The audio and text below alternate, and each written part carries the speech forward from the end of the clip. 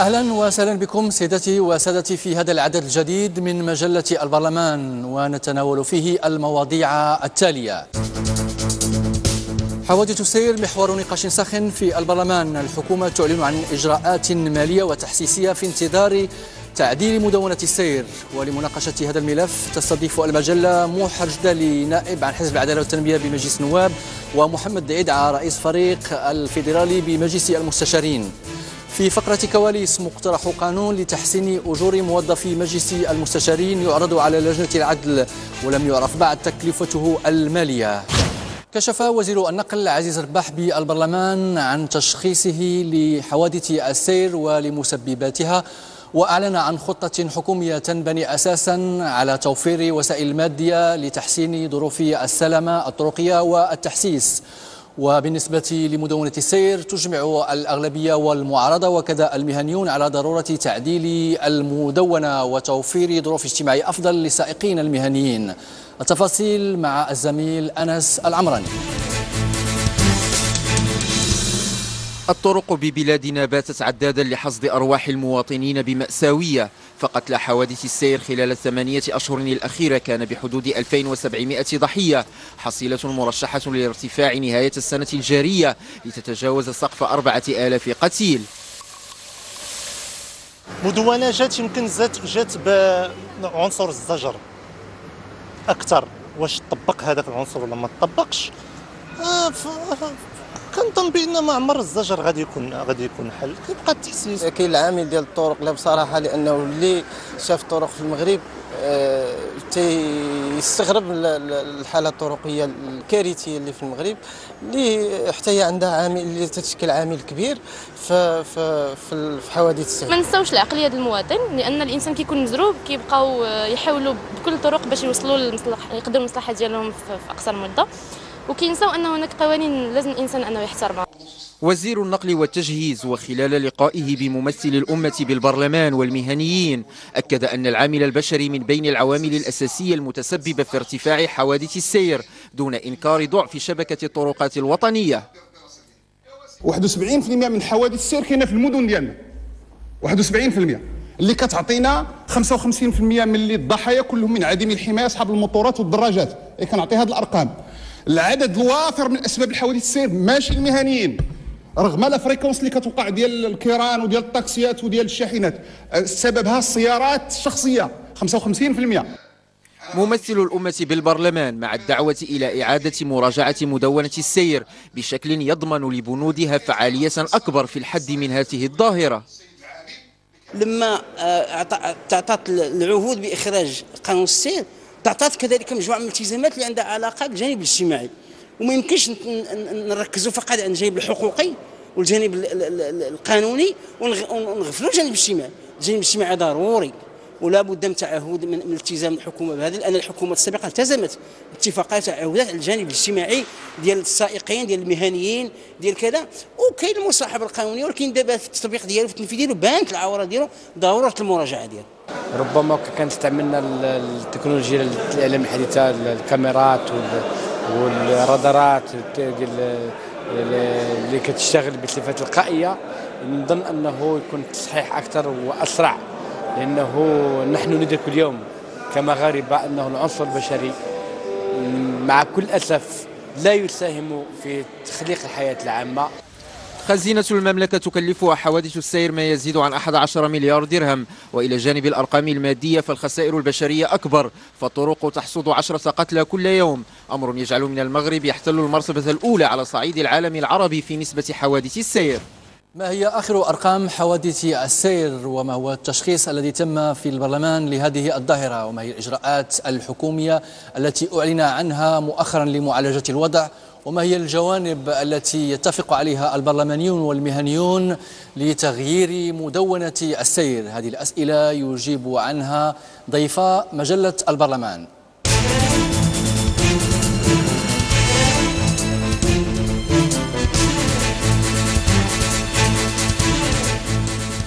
مرحبا بكم مشاهدينا الكرام في فقرة الحوار الأسبوعي، ونستضيف في هذه الحلقة السيد موحى الجدالي نائب عن حزب العدالة والتنمية عضو لجنة البنيات الأساسية بمجلس النواب، والسيد محمد عيدعة رئيس الفريق الفيدرالي بمجلس المستشارين. نقاشنا يدور إذن حول حوادث السير والجدل الذي أثاره هذا الموضوع بالبرلمان هذا الأسبوع. نبدأ معك سيد النائب. سيد الجدالي، كان هناك مجموعة من المعطيات اللي تقدم بها وزير النقل السيد عزيز رباح، منها أنه الغالبية ديال حوادث السير في المغرب سببها بشري. هل توافقون هذا التشخيص؟ شكرا. اولا اشكركم على هذه الدعوه، وطبعا هذا الموضوع هو ذو شجون، وهو في الحقيقه ليس وليد اليوم، ولكن حوادث السير هي عاشت معنا لعقود. قد تتغير بعض الامور، لكن يعني الاساس هو موجود، هي ظاهره قديمه جديده. فعلى فعلا هي عندها راهنيتها بالنظر للخسائر لا الماديه ولا المعنويه اللي تتوقع ولا اللي تتحدث جراءها. على هذه القضيه ديال يساعد في بناء الحلول وفي التفكير في الحلول. يعني ما رايك في التشخيص الذي قدمته وزاره النقل؟ لا، هو التشخيص نحن نثق في الحكومه. هي التشخيص تقول بانها يعتمد على دراسات موضوعيه واقعيه، ولذلك هذه القضية ديال 95% هي ما له علاقة ليس فقط بالعنصر البشري مباشرة، ولكن بالعنصر البشري وكذلك العربة، ويعني بصفة مباشرة أو غير مباشرة. له علاقة بالعنصر البشري زائد العربة زائد هذا، يعني بصفة إما مباشرة أو غير مباشرة. سيد الرئيس، 95% إذن حوادث السير سببها بشري. الرقم ما غندخلوش في الجدال تاع الرقم واش 95 ولكن الاسباب نتاع حوادث السير هي متعدده. فيها العنصر البشري ويمكن يشكل نسبه مرتفعه، فيها البنيه التحتيه، فيها الحاله الميكانيكيه للعربات، وبالتالي هناك عوامل متكامله ومتضافره هي التي تعطينا هذا المستوى من الحوادث السير. المغرب هو الاول في حوادث السير على المستوى العربي. المغرب هو سادس المرتبه السادسه على المستوى العالمي. تحديد الاسباب يساعد في ايجاد الحلول. بطبيعه الحال من بعد يمكن في النقاش غنطوروا نشوفوا الاسباب والدواعي، لانه الا كان العنصر البشري هناك اشياء اخرى. ملي نجيو للنقاش والتفصيل في هذا الشيء غنقولوا لماذا العنصر البشري بالضبط؟ علاش بالضبط العنصر البشري؟ إذن إلا كان العنصر البشري خص الدراسات اليوم تمشي للسلوك نتاع المواطن في ملك عمومي اللي هو الطريق، وكيف يتعامل معه ويتعاطى معه. ومن هنا الحلول تجب فيها الجانب الثقافي التربوي. خصنا اليوم في البرامج المدرسيه نتاعنا نبداو نقريو ولادنا كيفاش يحترموا الطريق والسلوك في الطريق، ويحترموا حق الاخر في الطريق. لانه اليوم الى بنظره بسيطه في الشارع كتشوف كيفاش المواطنين كيتخاصموا وتيتغاوتوا، كيفاش الانانيه، واحد كيبان ليه غيزيد غيبلوكي الطريق وكيزيد كيسد الطريق، وبالتالي كاينه علامات قيف وما تيحترمهاش الى غير ذلك. وبالتالي اليوم بمعنى يجب ان نعيد النظر في السلوك. بالتالي السير هو ثقافه. هي مردها للسيارات الشخصية وليس المهنية. اعتقاد سائد وأنه لدى الرأي العام أن يعني المسؤولين عن حوادث السير هم أصحاب سيارات الأجرة والحافلات، بينما الأرقام وزارة النقل تقول 55% من الحوادث تقع على السيارات الشخصية. سيد الرجال. نعم، هذا مفهوم. أنا أظن أنه مفهوم، لأن أصلا إنسان مهني هو إنسان اللي عنده يعني دائما يتعامل مع السيارة أو مع الحافلة أو مع غيرها. ثانيا أنه يعني يستشعر مسؤولية أكثر مما هو كان شخصي، لا للحافلة ولا للناس اللي يديهم معاه ولا للبضائع اللي حملهم ولا شيء آخر. فلذلك يعني ليس بالغريب أن تكون 55%، حتى لو كانت أكثر يعني شيئا ما كنت أصدق المسألة ولا أجد غرابة في ذلك، يعني مش مشكلة. على كانت سيارات شخصيه ولا نتاع السائقين المهنيين، لأن السيارات الشخصيه على كثيرا ما تكون الحصيله خفيفه، يمكن يكون قاتل او اثنين او ثلاثه او حتى اربعه، ولكن ملي تتكون حادثه سير فيما يخص وسائل النقل الجماعيه ولا الحضاريه، الحصيله تكون ثقيله. 28 44 تاع القتله، بمعنى هذا الشيء راه كاننا في حرب، احيانا حرب وما تكونش هذا المستوى نتاع القتله. اليوم عندنا ما يفوق 110 نتاع قتيل يوميا، 4000 قتيل سنويا، 11 مليار نتاع الدرهم كخساره ماديه فيما يخص حوادث السير، بغض النظر على الجانب الانعكاسات النفسيه والاجتماعيه والخسائر اللي تؤدي اليها حوادث السير. وزير النقل تكلم على مقاربه مندمجه في البرلمان ومقاربه يعني عمليه كذلك سماها حسب تعبيره، فيها الجانب ديال النقط السوداء مثلا التي تتسبب في حوادث السير، استثمارات في البنيات التحتيه مليار و200 مليون درهم في 2012 2013. ما هو تقييمكم الاولي لهذه المقاربه الحكوميه؟ غير واحد التوضيح، انا يبدو لي السيد المستشار قال 110 في الحقيقه 10 الى 11 يوميا. هذه هي الاحصائيات ماشي 110، والا غنكونوا فعلا هي حرب ضروس، وهي في الحقيقه موضوع يهم الجميع ومشكل الجميع، وخص تضافر الجهود ديال الجميع باش فعلا نوقفوا هذه الحرب الضروس اللي شار لها السيد المستشار. يظهر ان هناك توافق على التشخيص. بالنسبه للعلاج، بالنسبه للخطه الحكوميه، السير موح كيفاش كتشوفوا؟ يبدو لي ان الخطه الحكوميه عندنا على الاقل 4 المحاور الاساسيه اللي بغينا نباشروا هذا الموضوع. عندنا اولا الترسانه القانونيه، وهذا مساله طبيعيه اننا خصنا نرجعوا لمدونه السير وتناقش. المساله الاخرى هي كاينه المساله ديال تقويه المراقبه، كاينه المساله الثالثه الاستثمار في البنيه التحتيه، وكاين العنصر الاساسي هي التربيه على السلامه الطرقيه.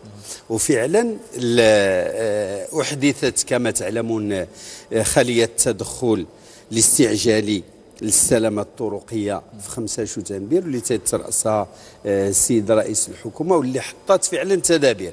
كاين تدابير استعجاليه وكاين تدابير اللي هي متوسطه المدى. سيد الرئيس، على ان فعلا هما 10 القتلى في اليوم، 114 الجارح. اشكرك على هذا التصحيح. بالتالي فعلا اليوم الحكومه تقول عندها هناك مقاربه شموليه ومندمجه. المساله لا تتعلق فقط بوزاره التجهيز والنقل، المساله تتعلق لانه اغلب الحوادث تقع داخل المدن، واللي مسؤول على التشوير في المدن، على الطرق في المدن ماشي وزاره التجهيز، هم الجماعات المحليه. اليوم الجماعات المحليه للاسف لا تقوم بدورها فيما يخص مساله التشوير، فيما يخص الطرق. الدار البيضاء كنموذج اكثر من 57 مليار على التسفيت، بمعنى تبليط الطرق. كل شيء تعرف الدار البيضاء بانه الشوارع ديالها محفره. الاشارات الضوئيه، التشوير على المستوى العمودي والافقي، كل شيء هذا الشيء غايب. نعطي نموذج لانه ايضا القتله من هذه النسبه اللي تنعطيو الاغلبيه فيهم تيكونوا الراجلين او اصحاب الدراجات الناريه او العاديه، ما تلقاوش بنا واحد الطريق خاص بالدراجات. هذا اللي يتطلب اموال. انتم عندكم تجربه في التدبير المحلي في تمارا، سي موحد، شنو يمكن تقولنا على هذا الجانب، هذا التدبير الجماعي؟ أنا يبدو لي أن كلام صحيح، هي المسؤولية ترجع للجماعات المحلية. الجماعات المحلية للأسف الشديد منها ما فيه نقص مادي، يعني أنها عالة على الدولة وكثيرة منها وما عندهاش إمكانيات.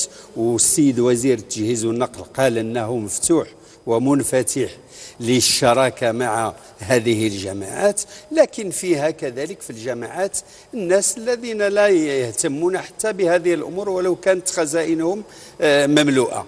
فلذلك يعني لا يمكن أن تتملص الجماعات من المسؤوليات ديالها، ولكن لا يمكن كذلك أن نلقي اللوم على كل الجماعات، لأن بعضها فقيرة ولا تملك لنفسها ضرا ولا نفعا. سيد الرئيس، تكلمنا على الجماعات، يعني الخطط ديال الاجراءات اللي قررتها الحكومه ما علقتيناش عليها، يمكن توضح لنا شنو التعليق؟ مجموعه ديال الاجراءات، مجموعه من الاجراءات اللي اليوم قال لك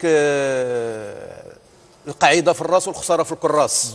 بمعنى اليوم اجراءات على المستوى النظري مزيانه، مهمه، مفيده. في التطبيق التطبيق للاسف كنلقاو هناك مجموعه من التجاوزات، وفي التطبيق تيوقع الاشكال. اليوم السلامه الطرقيه ليست فقط مساله تاع امكانيات ماليه، الحكومه والدوله رصدت اموال مهمه للسلامه الطرقيه، 200 مليار ما بين 2011 و2012 و2013 الخاص بالسلامه الطرقيه.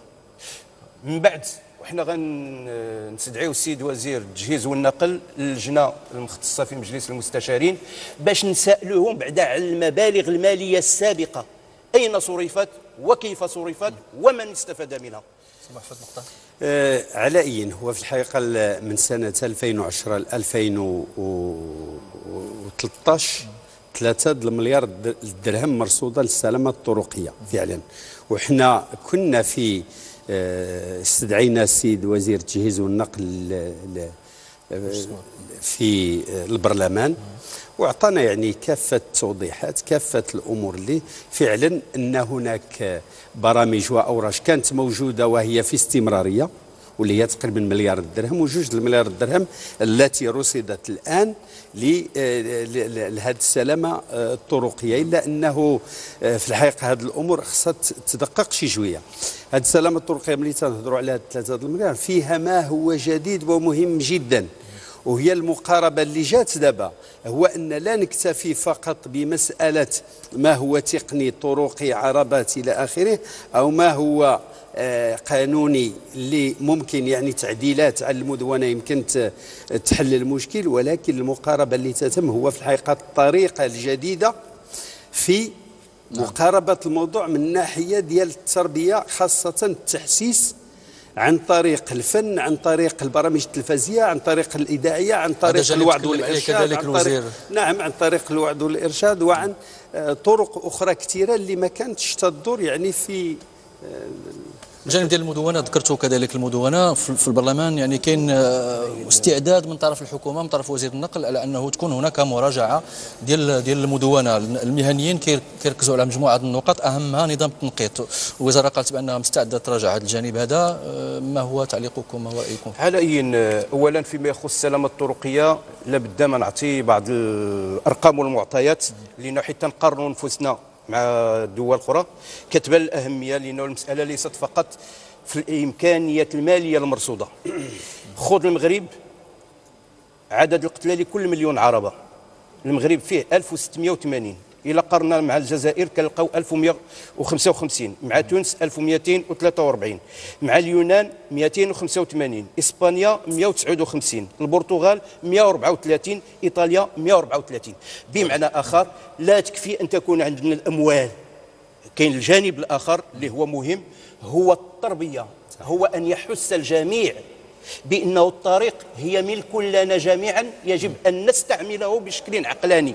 ومن هنا كتجي المسألة نتاع المدونة. جات المدونة الآن وكنا قلناها أثناء النقاش، راه المسألة نتاع التنقيط ولا الجزر ولا الغرامات ولا بمعنى القانون في هذه الحالة لا يكفي لوحده. المدونة مر عليها سنتين نتيجة إلى مراجعة القوانين منذ البداية، منذ النقاش اللي كان على المدونة وما أثرته من احتجاجات إلى غير ذلك، وكنا استطعنا بالحكمة لا نتاع الحكومة ولا نتاع البرلمان خاصة مجلس المستشارين لقينا كيفاش الحلول والنقاش مع المهنيين والاقتراحات ديالهم.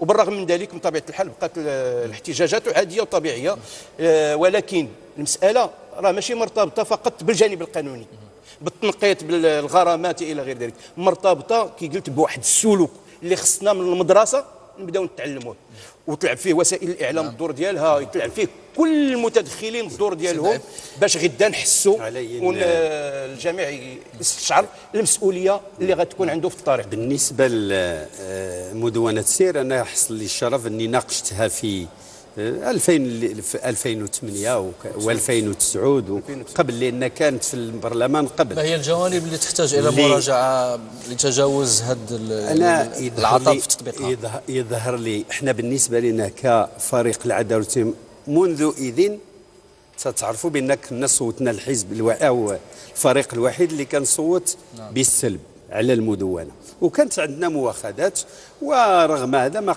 تقبلتنا بعض التعديلات ولكن ما قبلناش، لان على الاقل كانت واحد 4 الامور اساسيه كانت حنا تضر. العقوبات لا تتلائم مع المستوى الاجتماعي ديال المهنيين والناس، هذه المساله الاولى. كانت المساله الثانيه ان كانت تراكم العقوبات، ممكن عقوبه واحده ممكن دير مخالفه واحده دير فيها 2 أو 3 العقوبات ياخذها السيد، وهذه كانت يعني غير صحيه. في كاين مساله اخرى اللي اساسيه وكانت بالنسبه لنا، هو القضيه ديال التحصيل المباشر للاعوان. التحصيل المباشر للاعوان رجال الامن والشرطه ولا هذا كان عندنا فيه اشكال، لان قلنا ضروري اننا كنا نلتزموا بمدونات التحصيل. مدونات السير على الطرق كنا احنا طالبنا بان تكون هناك اجراءات اخرى مصاحبه، وهذا الشيء اللي تيطلبوا به المهنيين والسائقين بالخصوص. اليوم عندنا اكثر من 300 ألف سائق مهني، كان باش يخصهم ينخرطوا في الصندوق نتاع الضمان الاجتماعي كاين شي حاجه سميتها بطاقه نتاع المهنيين. اللي هذا الصباح قبل ما نجي عندكم اتصلت بوزاره التجهيز والنقل، طرحت عليهم السؤال شحال البطائق اللي تسلمات. للاسف لم اتلقى اي جواب، وانا اعرف انه النسبه قليله لا تتجاوز 15 أو 20 ألف بطاقه مهنيه. اليوم السائق المهني سواء كان يتعلق بالحافله او التاكسي او ما عنده الضمان الاجتماعي، ما عنده التقاعد، ما عنده السكن الاجتماعي، وبالتالي كنا قلنا واحد العدد نتاع الاجراءات التي يجب ان تكون مصاحبه للاوضاع الاجتماعيه والاقتصاديه للسائقين. يعني الاولويه للجانب الاجتماعي على الجانب القانوني بالنسبه لكم. للاسف الحكومه تدارت اتفاقيه ما بين وزاره التجهيز والنقل والداخليه والتشغيل وصندوق الضمان الاجتماعي، للاسف الى يومنا هذا لم تطبق، وبالتالي اليوم يجب الالتفات للاوضاع الاجتماعيه والاقتصاديه للمهنيين باش غدا ملي غيكون تيسوق ما باقيش تيفكر في اشياء اخرى اللي تيمكن يبقى الدماغ ديالو. اظن ان هذه الامور اخذت بعين الاعتبار مؤخرا. السيد وزير التجهيز والنقل جلس مع المهنيين وفعلا تفاهموا على هذه الامور، وهذه خطوة النتائج. إلا قلنا 20,000 يعني خطوة الأولى في مسيرة 1000 متر. النتائج هذه ستكون نتائج في 6 أشهر. انتهى زمن النقاش، انتهى التوقيت الخاص 6 أشهر غير القانون المالية فين تلقتوه. شكرا لضيفينا شكرا للسي محمد رجدلي عن حزب العدالة والتنمية بمجلس النواب، وشكرا للسي محمد دعيدة عن الفريق الفيدرالي بمجلس المستشارين على تفضلهما بالمشاركة معنا في هذا النقاش. ونبقى الآن مشاهدينا مع فقرة أهم أسئلة البرلمانيين الموجهة أسبوعيا إلى الحكومة. الملاحظ أن المدرسة المغربية تعاني من اختلالات عميقة وخانقة. هذه الاختلالات تهدد مسار العديد من أوراش الإصلاح المفتوحة، فما هو برنامجكم سيد الوزير لمواجهة هذه التحديات؟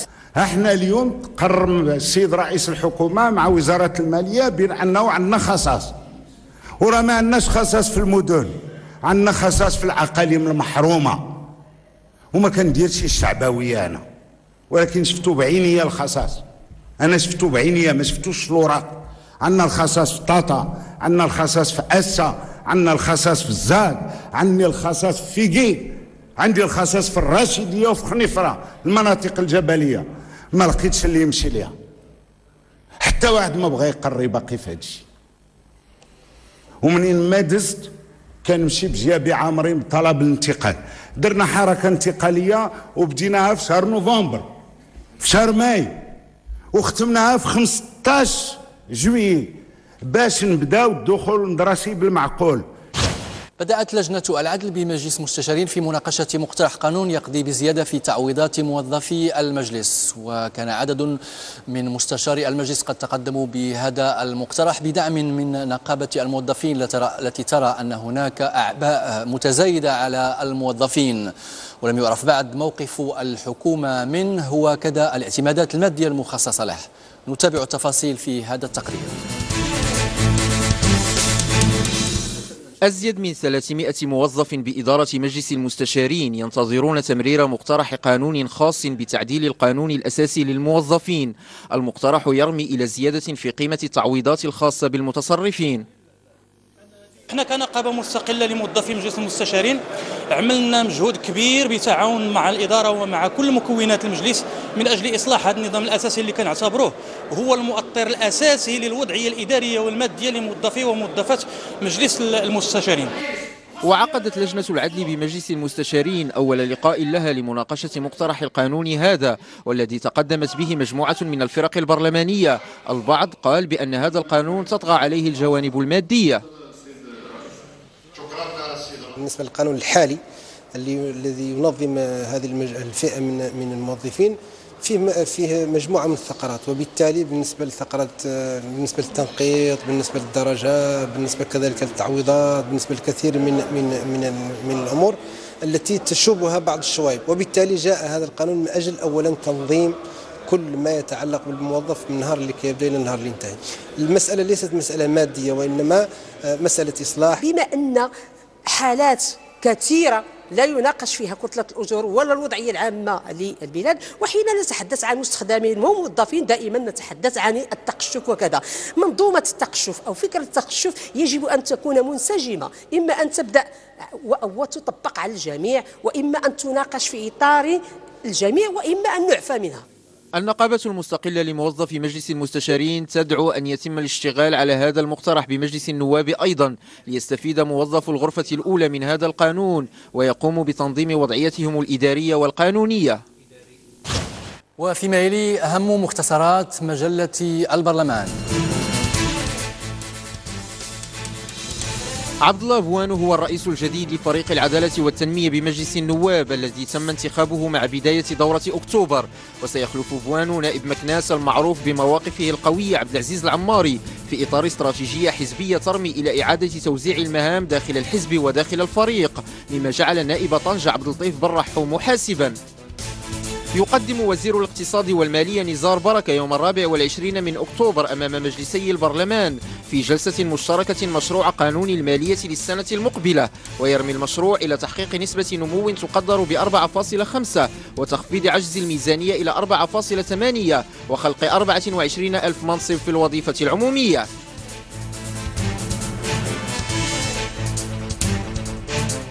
عرفت جلسة الأسئلة الشفوية بمجلس المستشارين جدلا قويا وصل إلى حد الشتم بين وزير العدل مصطفى الرميد والمعارضة بسبب خلاف حول إضرابات المحاكم ومسطرة الإحاطة علما، وهي المسطرة التي اعتبر الوزير أنها لا تسمح للحكومة بالرد على الانتقادات، وهو ما أدى إلى انسحاب المعارضة وتوقف الجلسة لعدة ساعات. ونبقى الآن مع فقرة سؤال المواطن ويجيب عنها الأستاذ عبد الرحيم المصلوحي. الفترة التي يكون فيها البرلمان في راحة، يعني في تلك الفترة ما هي القوانين التي يمكن أن تصدر؟ كما هو معلوم العمل الحكومي هو مستمر ومتواصل، بينما العمل البرلماني هو متقطع لأنه يخضع لنظام الدورات. في فترة ما بين الدورات أي عندما يكون البرلمان في راحة يحق للحكومة أن تتخذ تدابير تشريعية في شكل مراسيم تسمى مراسيم بمثابة قانون ديديك خلوة. هذه المراسيم بمثابة قانون تدخل حيز التنفيذ بمجرد نشرها في الجريدة الرسمية، لكنه يتعين على البرلمان المصادقة عليها في الدورة الموالية، وإلا سيكون مفعولها باطلا. مجلة زمان بالفرنسية المتخصصة في التاريخ تتناول في عدد أكتوبر ملفا عن أصول بيعة السلطان والملك وارتباطها بمشروعية النظام السياسي في التاريخ المغربي، كما تفتح نقاشا حول إصلاح القضاء وقضايا تاريخية أخرى مثل طريق الوحدة في الريف ومسار زعماء الحركة الوطنية مثل عبد الخالق الطريس وغيرهم. هذه المجلة يديرها يوسف شميرو وهي تصدر كل شهر. بإمكانكم مشاهدينا الكرام أن تبعثوا بملاحظاتكم واقتراحاتكم على عنوان البرنامج برلمان@tv2m.co.ma. مرحبا بملاحظاتكم. شكرا لفريق البرنامج وللمسؤولين عن مجلسي البرلمان على فتحهم الباب دائما أمامنا، وإلى اللقاء بكم في الأسبوع المقبل.